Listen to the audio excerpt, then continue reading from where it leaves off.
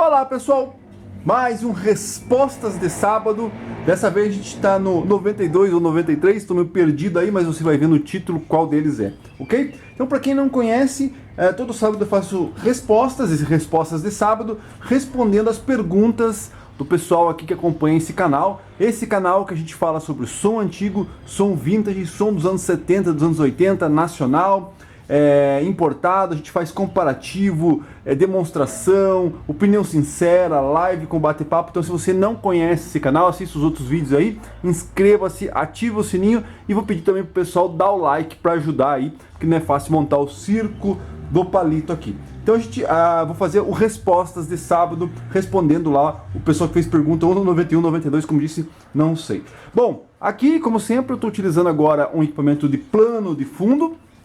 E hoje qual equipamento que a gente tem? Uma marca clássica nacional, marca Quasar. Aqui a gente tem um mixer QM8800, o mixer da linha Laboratório da marca Quasar, né? Aqui uma curiosidade, o manual do proprietário ainda vem aqui, ó, como não é o definitivo, né? O provisório, que eles falavam que esse manual era provisório, só umas folhas aqui grampeadas. Sim, esse manual é original assim, tá? Folhas grampeadas, né? Aqui, ó. Tá? Depois, né, alguns vinham um papelzinho escrito assim: esse é o manual provisório, depois vou enviar, a Quasar vai enviar para você, né, você envia a cartinha lá, a Quasar vai enviar para você o manual original, o manual definitivo. Mas isso aqui, né, aqui a assistência técnica da Quasar, provavelmente esses endereços nem existem mais, mas isso provavelmente nunca aconteceu, né? Provavelmente bem difícil de alguém ter recebido um manual original da Quasar. Normalmente a gente encontra esse tipo de manual mesmo aqui nesses equipamentos, ok? Então vamos lá, vamos iniciar, que tem bastante pergunta aqui. Gostaria de agradecer todos os comentários, né? Não consigo comentar todos os comentários. E para você que tá, não sei se eu enquadrei direito aqui a máquina, mas acho que sim. Para você que está assistindo aí em Full HD em televisão gigante, não ligue aqui que meu equipamento está meio sujo, mas como eu já falei aí num vídeo, vou deixar aqui na descrição, eu ficar limpando toda hora, você acaba judiando muito do equipamento. Então passa um pincelzinho aqui, às vezes ele fica um pouco encardido mesmo, tá? Mas é assim mesmo. Vamos lá, vamos às perguntas então. Agradecendo todos os comentários, mas eu só respondo agora as perguntas. Primeira pergunta: Model 1360 com Master 87 mais Spectrum 87, dá? Claro que dá, as caixas são basicamente a mesma caixa, né? Não muda muito. A Master 87 tem divisor, a Spectrum 87 não tem o divisor. Então, para mim, ponto positivo, para quem acompanha esse canal sabe disso, ponto positivo para a Spectrum 87. Só um detalhe aqui, né? A semana passada eu fiz o vídeo com o view mais bonito dos tape decks, e aqui a gente tem um view bem bacana, que a Quasar introduziu no mixer, no amplificador 6600. Esse viewzinho aqui é bem legal, né? Então você vai ficar curtindo aqui os viewzinhos batendo, tá? Então sim, você pode ligar no 360 4 caixas, duas Master 87 e duas Spectrum 87, que elas são sim compatíveis uma com as outras, ok? Beleza? Model 126 como pré no Model 1200, não dá, porque o Model 126 não tem saída pré-amplificada, então você não tem como utilizar ele como pré-amplificador. Quer dizer o que? Você não tem como utilizar o grave, médio, agudo e o volume dele jogado esse sinal em cima provavelmente é o Model 1200, não tem como. Você vai ter que simplesmente injetar o mesmo sinal no Model 126 e no Model 1200, e cada um vai amplificar distintamente as caixas que vão estar ligadas a eles, ok? Mais uma. Receiver para Master 120. Olha, se você for ver os receivers que acompanhavam a Master 120 na época, né? Na época era só os top de linha, 1560, 1660, talvez os amplificadores 246. Sim, você poderia comprar uma linha Compo com 246 e Master 120. Então, você tem uma caixa que seria a top, né? Uma das tops desse conjunto. Então, você vai ter que ter um amplificador assim. Mas nada impede de você ter um 1360, sei lá, um Model 1200, um 1260. Ele vai tocar suas caixas tranquilamente. Para quem acompanha o canal sabe aqui, eu já fiz vídeo, não sei se eu já postei, né? Falando justamente isso. Não, postei sim, postei quinta-feira, eu vendendo uma Master 66, né? Uma Master 66 que é muito inferior à Master 120, sendo empurrada, sendo tocada. Se você não viu esse vídeo, assista aqui o vídeo de quinta-feira. Master 66 sendo empurrada, sendo tocada por uma H2, que seria o amplificador top de linha da Gradiente. Então, né, você pode ligar qualquer receiver aí, mas os que vinham, que acompanhavam mesmo, né, que era oferecido para quem comprou uma Master 120 na época, era um 1560, um 1660. Continuando, Aiko 3000 Tape Deck acelera no meio da fita. Então ele falou assim para mim, ó, eu tô com o Aiko 3000 e ele acelera da metade da fita para frente. Ele falou, eu vou regular no motor, mas não adianta, né? Se ele estivesse acelerando em partes aleatórias, digamos, acelera no final, no começo, de repente acelera, de repente não acelera, aí poderia ser o trimpote do motor, ou alguma sujeira do motor, ou uma lubrificação de eixo de motor. Mas como ele acelera só do meio para frente, então não é motor. Não é motor, então deve ter alguma polia ou até mesmo uma energia, né? Digamos assim, ele só acelera da frente, do meio para frente, por quê? Porque você acabou de ligar e deu play, e aí pode ser alguma voltagem que às vezes chega mais rápida, tipo fica 20 minutos, né, metade de uma fita e de repente ele acelera porque a voltagem chega mais desculpe, chega mais forte num período, né? Então você tem que tentar eliminar. É quando? É o período, né? Tempo, liguei, 20 minutos ele começa a acelerar ou não? Liguei, esperei, dei play e ele depois de 20 minutos tocando realmente ele começa a acelerar. Vai ter que tentar tentar achar onde pode ser o defeito, né? Mas se ele está acelerando da metade para frente e não aleatoriamente, não é o trimpote do motor. Tape deck, não. Tape em dois... ligar um tape deck em dois receivers. Estou com a minha colinha aqui. Ligar um tape deck em dois receivers. Normal, você pode usar aí, como você comentou, um cabo Y, né? Puxa o cabo Y do tape deck e alimenta o mesmo tape deck que você pode alimentar o sinal básico, né? O sinal vai chegar num, vai chegar no outro, vai chegar em quantos amplificadores você ligar. Então, com o cabo Y você pode alimentar o sinal do tape deck em dois amplificadores sem problema nenhum. 360 Black...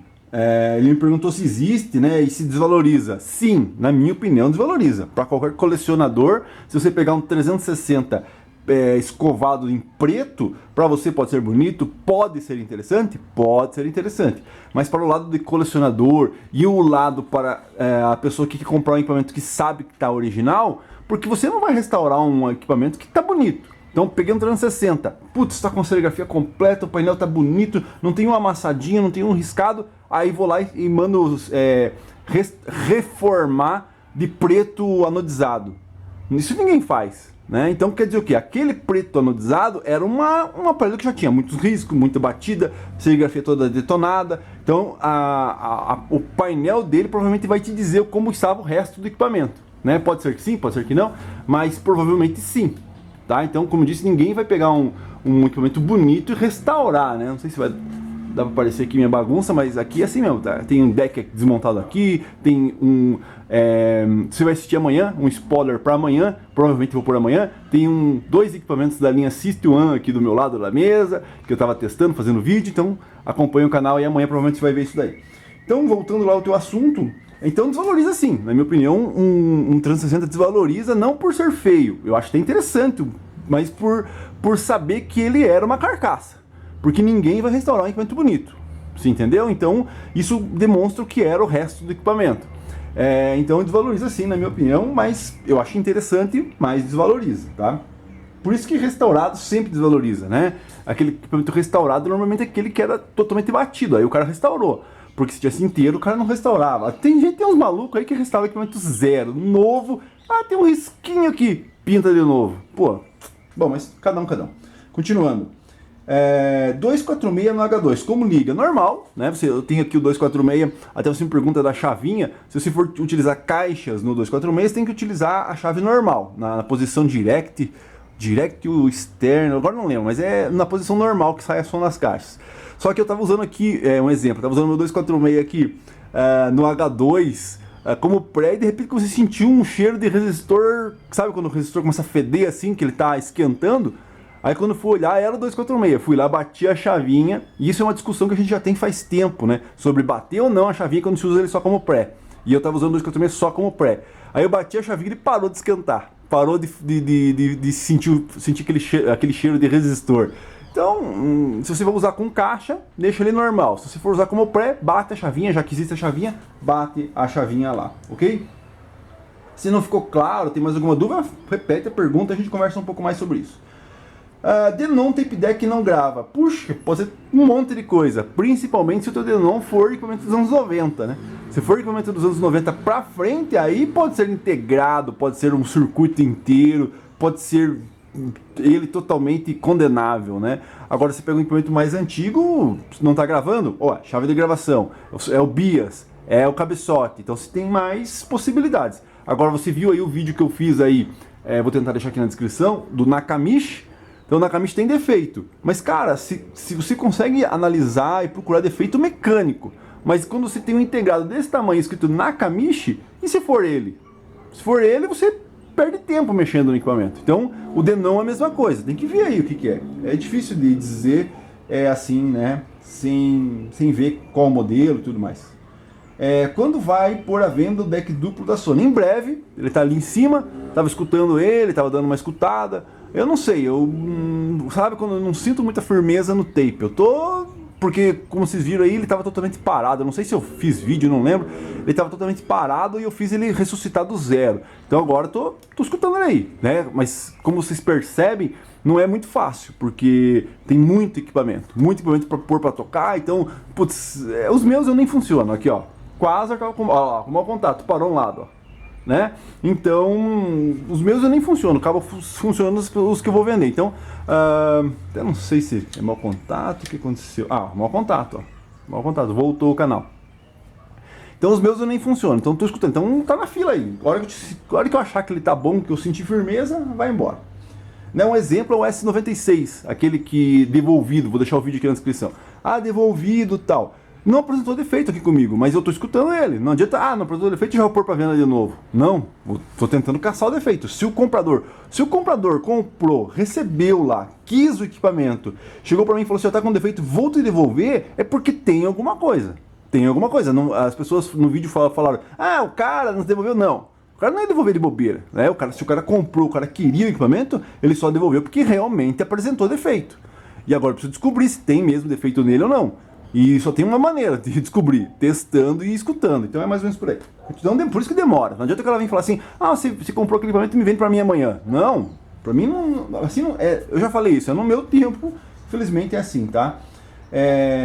Tape deck mais bonito. Ele tá perguntando pra mim qual que é o tape deck mais bonito. Tem vários, né? Os Pioneer, né? Perdi de comprar um por R$700 aí no LX, um 950. Mas os Pioneer, o 1250, que mais? O 1000, né? O STF 1000 da Pioneer. Tem alguns Sansui ali, tem alguns equipamentos da Sansui que são bem bonitos. E os Marantz, né? Os Marantz de mesa. Tem uns Marantz de mesa que parecem uma mesa de som, né? Até mesmo os Marantz frontais. Tem muito equipamento. Poderíamos fazer uma enquete aí, separar alguns, né? Se o cara vem falar assim, não, e o CD 5500 da Gradiente? Putz, é o mais feio, né? O CD1 é o mais feio. Se você for ver os decks que a Marantz fez nos anos 70, os mais antigos, a própria Sansui tem alguns tapes que os Pioneer, né? Pô, não tem nem comparação. Vamos lá então, continuando. Gravar fita com equalizador. Então, acho que foi o Vigilante que falou, né? Gravar fita com equalização. Isso é uma história, que é um Senta que lá vem história que eu vou fazer aqui no canal. Tem uma série aqui no canal, pra quem não sabe, que é Senta que lá vem história. Que, você escutava a fita, né? Na minha época tinha carro e colocava fitinha, tojo, né? Então você ia lá, colocava o tojinho e tal, fita, e não desenvolvia o som. Não desenvolvia. Por quê? Porque era aquela fita que você gravava pra tocar festa e tal. E aí eu gravava dessa maneira que você falou aí, pra poder desenvolver o som, só que a fita só ia no toca-fitas de carro. Se você colocasse em outro som, ele ia distorcer, né? Mas isso aí é um assunto que... inscreva-se aí que eu vou fazer um Senta que lá vem história sobre essa história. Isso se eu já não contei, né? Não sei. Às vezes eu fico perdido aí. 2Ns 3055 por Pro 2000. Não vale a pena, tá? Então eu tenho um Pro 2000, já mostrei em algum vídeo aí, que ele tá todo desmontado e tal. E já gravei ele todo desmontado e já vou depois filmar, né? Fazer assim, e ele todo montadinho, tudo arrumadinho. Mas, infelizmente, não dá para usar os 2Ns 3055. Primeiro que as reposições que existem no mercado são tudo muito ruins. E daí você fica pensando, vou botar o 2N 3055, então já põe um MJ. Então já vou pôr os MJ mesmo, porque deve sobrar transistor e capaz de, mesmo colocando um MJ paralelo, talvez ele aguente mais. Mas a gente fica pensando, pô, mas os MJ também só tem porcaria no mercado. Então eu já vou pôr os dois SC 1943 e o 5200 de uma vez e pronto, né? Então eu tô pensando em pôr o 1943 e o... Não sei se esse é o par certo, mas tem que ver lá. Mas e o 5200. Então é mais fácil pôr esse transistor já que vai mudar mesmo, né? Então se você pôr um 3055 paralelo, esqueça. MJ, bom, então já não vai ser original. Então já que já não vai ser original, põe um que pelo menos você tem confiabilidade, né? Que são os de... eu chamo de plástico, né? Mas tem outro nome. Continuando. PA400, posso ligar caixas de duas caixas de 8 ohms? Sim, né? É o recomendável você pegar o PA400 e utilizar caixas... Baixou o sinal aqui? Baixou um pouco o sinal. Então, você utilizar caixas de 8 ohms. Então, normal. Ligar duas caixas de 8 ohms sem problema nenhum. Pode ligar no PA400. Braço do toca-discos vibrando. Conforme por o grave. Pô, você tem que ver onde que tá teu toca-discos aí. Porque normalmente o que acontece... Por isso que existe aquele filtro subsônico, né? Porque às vezes tem uma frequência lá que o autofone fica fazendo isso daqui, ó, e você nem escuta o som. Mas ele tá fazendo aquela frequência baixa e está interferindo no teu toca-discos. Eu acho que a única solução para você aí é tentar tirar o toca-discos, deixar ele o mais longe possível das caixas, o mais longe possível. Se continuar vibrando assim, né, tem alguma coisa desregulada, às vezes um prato torto, tá? Às vezes o prato torto pode acontecer isso. Então às vezes a pessoa fala assim, pô, tá com algum problema, tal. Aí você vai ver lá o borrachão, né? O cara tá usando um borrachão e o borrachão tá torto. E aí ele vai girando, fazendo isso aqui, o braço fica meio loucão lá. O próprio prato, né? Às vezes o prato de alumínio ou um prato desses mais simples, mais fininho, tá torto, e aí ele vai girando e vai vibrando e ele transmite toda aquela vibração pro braço. O braço em si vibrar é muito difícil, porque se ele tá lá na base, certinho, penduradinho, com o eixo ali, né? Normal, trabalhando, não tem que vibrar, a não ser que seja, que eu te falei, com a caixa, o grave muito alto e aí interfere. Então, primeiro passo, tira de mais longe possível das caixas. Continua. Aí você tem que pegar alguma coisa e pôr no prato lá pra ver se ele não tá. E aí indo até descobrir, né? Qual é o problema. CD Player no modo 360. Aqui, ó, detalhe, né? Por isso que eu já falei isso, tô sempre repetindo aí. Cuidado com dicas, cuidado com o que o pessoal fala, até mesmo com o que eu falo aqui. Às vezes eu falo algumas besteiras, o pessoal vem e me corrige, e é óbvio. Então tudo que eu falo aqui não é 100%, tá? Não é 100%. Você que tá assistindo é que tem que correr atrás e ver, ó, que ele falou isso. O outro falou aquilo outro, né? Isso não só no som, mas também em outras áreas. Consegue me entender ou não? Em outras áreas. Uma pessoa falou uma coisa pra você, lá, o Plim Plim falou uma coisa pra mim, vá ver outros lados aí, entendeu? Porque às vezes não é bem certo. A mesma coisa com som. Tudo que eu tô te falando aqui pode não ser 100%.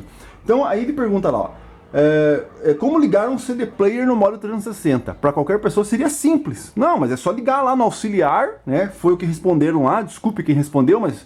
Então tem que tomar cuidado com as respostas e com o que você escuta de respostas por aí, principalmente no álbum de caras lá, né? Para quem não sabe o que é álbum de caras, pergunta aí nas perguntas eu respondo. Então lá no álbum de caras, tem que tomar cuidado. Então a resposta que deram lá, é só ligar o CD Player no auxiliar e pronto. Só que tem um problema, o modo 360 não tem auxiliar, ele só tem os dois monitores. Então tem que tomar cuidado com o que você responde. Então a pergunta do cara é pertinente, porque não existe lá uma conexão específica para o CD Player. Então ele vai ter que utilizar uma das conexões. Ou o tuner, em vez de utilizar um sintonizador, ligar o CD Player, tá? Eu estou respondendo para você agora. Então você utilizou o tuner, não está escrito tuner, em vez de ligar o tuner, se liga o CD Player. Ou você vai utilizar o monitor 1 ou o monitor 2 para ligar o CD Player. O 360 não tem auxiliar, porque responderam aí, é só ligar no auxiliar. Parecia ser fácil, né? O CD Player quer ligar no 360, mas é só ligar no auxiliar. Mas não tem auxiliar o 360, tá? Então beleza, vamos lá. Então é só ligar ou no monitor ou no sintonizador. Tem como ligar, mas não existe uma conexão específica, né, para o CD Player. Continuando. Aí cuidado com o que o pessoal fala aí, né? Então vamos lá. CD Player, S95, gravação mais alto tripod. Então tá, ele tá gravando e sai muito alto a gravação e ele já mexeu nos trempot. Ele falou lá trempot, né, tirando sarro. Já mexeu nos trimpotes, tem que tomar cuidado. O S95 tem trimpote de saída, quer dizer o que? Aquele trimpote que sai o sinal para o teu amplificador. Não recomendo mexer em nenhum trimpote. Se o teu equipamento tá lá funcionandinho, redondinho, bonitinho, não mexe em nada. Não adianta, vou dar mais uma reguladinha que você pode tirar tudo do esquema, pode tirar tudo do esquema. Então tem que tomar cuidado, porque ele tem tripote de VU, de sinal do VU, do que está analisando o áudio, tem tripote do sinal que está saindo e tem o tripote do sinal que está entrando para gravar. Então tem que tomar cuidado aonde você mexeu aí nos tripotes. Se não tem regulagem para baixar o áudio, putz, deve ter alguma coisa aberta aí que tá entrando áudio direto, né? Até mesmo no tripote. Não, mas se o tripote tivesse aberto, não estaria entrando áudio. Então é bem difícil. Tem que dar mais uma pesquisada por aí. Sensibilidade de caixas antigas. Ele comentou lá sobre a sensibilidade, dizendo que a sensibilidade é mais alta de caixa e tudo mais, toca mais, as caixas antigas têm sensibilidade mais alta ou não. Cada caixa você vai lá no manual e vai ver a sensibilidade, né? A questão da sensibilidade eu recomendo o canal do Douglas, tá? Eu sempre recomendo o canal dele.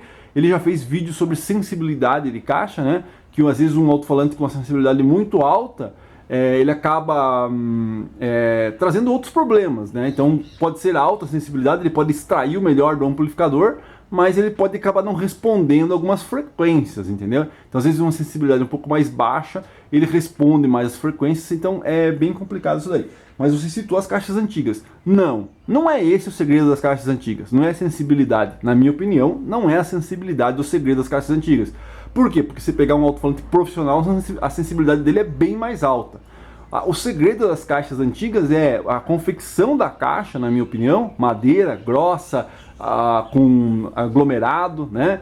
E também com sintonia, né? Por mais que seja lá nos anos 70, tinha um projeto de sintonia e tudo mais. E a qualidade dos falantes, né?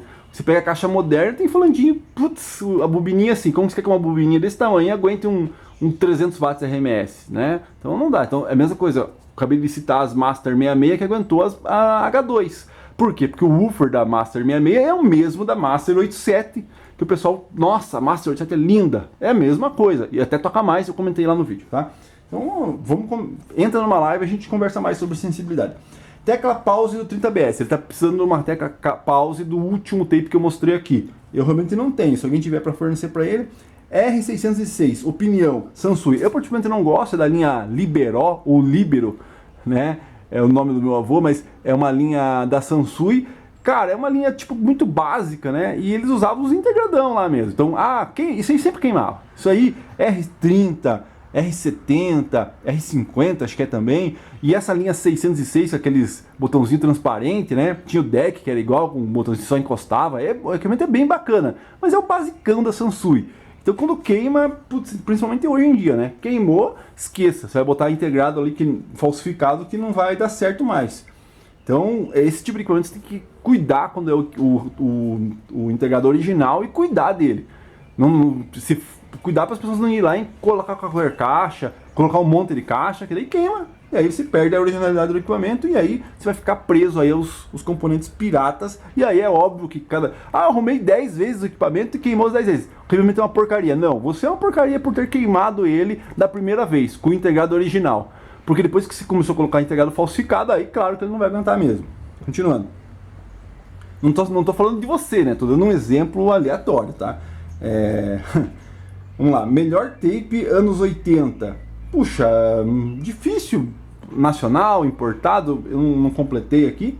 E até você não colocou o ponto de interrogação, né? Pergunta de novo com o ponto de interrogação, aí semana que vem esteja com mais tempo e eu te respondo. Melhor tape dos anos 80. Aterramento do toca-discos. Colocar no apartamento. Olha, não sei, pode ser que sim, pode ser que não, tá? Dá pra pôr, talvez não, mas pense da seguinte maneira: se o aterramento do toca-discos pudesse ser colocado em qualquer aterramento, eu acho que é o mesmo aterramento. De carcaça, de qualquer coisa, né? Mas se ele fosse qualquer aterramento, não precisaria ter um aterramento específico nos mixers, nos receivers, um aterramento específico para o toca-discos. Se lá dentro ele está ligado em algum lugar diferente, se ele não passa por algum circuito, se ele não passa por algum lugar, isso não sei. Para mim, aterramento é aterramento. Então, na teoria, você pode ligar no aterramento do teu apartamento. Mas se caso der um raio aí na tua casa e queimar o toca-discos, não me põe a culpa porque eu não sei. Se existe aterramento exclusivo para o toca-discos, então eu acho que é melhor ligar diretamente no aterramento do toca-discos, tá? Marcas nacionais. Essa aqui é uma pergunta muito interessante, pena que não vai dar muito tempo. Porque, primeiro aqui, ó, vou responder essa aqui primeiro, depois vou deixar a última por último. Queria agradecer o Eliezer, ele ficou um tempão aí desaparecido. Que bom que você voltou, né? Espero que você esteja bem. Valeu por participar novamente dos vídeos aí. Continuando, então, por que não aparece? Porque pra mim, o foco aqui do canal é os equipamentos. Então você veja, todos os vídeos que eu faço aparecem os equipamentos. E não eu ficar aqui na tua frente conversando. Se eu falando, né? E se eu já falando aqui pra você, com a imagem de um som, já vem aqui, as pessoas falam assim, nossa, esse cara fala demais. Imagine se eu tirar o som daqui, colocar a minha cara e começar a falar. Aí, meu Deus do céu, vai ter 200 mil haters daí, né? Então, pelo menos aqui você tá vendo o equipamento. Tô falando? Tô falando, o pessoal reclama que eu falo e tá olhando o equipamento, né? Agora, se eu botar minha cara aqui, aí vai ficar pior ainda. Então, o foco desse canal são os equipamentos, né? O pessoal me chama de youtuber, mas eu não sou youtuber e eu prefiro mostrar os equipamentos. Continuando. Marca nacional não fabricaram tape deck. Sim, óbvio que não fabricaram. Ninguém fabricou tape deck. Existe algum tape deck nacional? Olha, talvez algum CCE, alguma coisa assim, mas é muito difícil. Signos não fabricou tape deck por quê? Porque não tinha uma parceria, né? Então o pessoal põe lá Technics, acho que só fabricou a Signos só fabricou tape deck lá nos anos 90, quando sei lá, comprou alguma marca ou mandou alguém fazer. Então você pensa, a Gradiente, não tem nenhum tape deck que seja Gradiente, é tudo JVC. CCE, todos os tape decks são Kenwood, ou Alpine, ou Page, Polivox é a mesma coisa. Então as fábricas nacionais, tipo Quasar. Por que Quasar não tem tape? Porque não tinha uma parceria internacional. Porque não existia tecnologia para se fabricar tape deck. Tape deck é muito complicado. Aqui, eletrônica, o cara faz a placa, pendura os componentes e beleza. E agora, e uma mecânica de tape deck? Quem vai fazer? Quem vai fabricar a engrenagem, fazer a engenharia para subir, descer, pular, ir para frente, para trás? Quasar não tinha condições. Siemens não tinha condições. Tarcos não tinha condições. WB não tinha condições de fazer isso, né? Micrologic não tinha. Nashville também não tinha. Então por isso que não existe tapes dessas marcas, porque elas não tinham parcerias como Gradiente e Polivox tinham parcerias que de lá compravam os tape decks da JVC, colocavam o nome Gradiente e beleza, entendeu? Então é isso aí, valeu, faça a sua pergunta, não esquece de acompanhar o canal, amanhã tem um vídeo interessante sobre a linha System One. É isso aí, valeu, tchau.